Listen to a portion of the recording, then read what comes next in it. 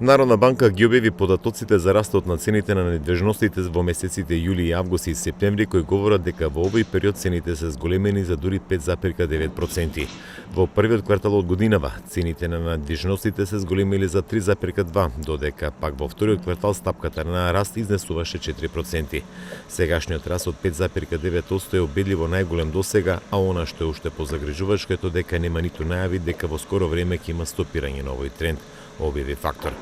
Познавачите коментираат дека овој раст на цените на становите се дължи на зголемената поборувачка на станови во корелација со намалената понуда, но и поради растот на цените на градежните материјали. Своја улога имаат и атрактивните стамбени кредити поради конкурентската битка на банките.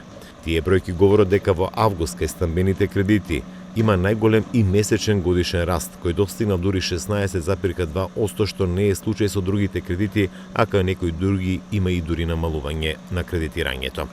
Изразено во апсолутни бројки, во август на граѓаните во Зимјева вкупно им се одобрени 1 милиарда 41 милион евра стамбени кредити, наспроти милиарда и 34 милиони евра одобрени во јули, што значи дека само во август граѓаните зеле нови 7 милиони евра за стамбени кредити. Уште во април оваа година Градежната комора на Македонија го предвиде растот, велејќи дека се очекува цената на квадрат да се зголемува.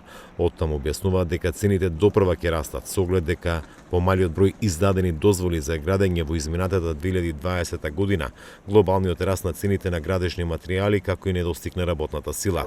Ова говори дека понудата на станови е голема, но сепак не е доволна за да ја покрие поборувачката, па затоа се очекува да продолжи растот на цените по метар квадратен.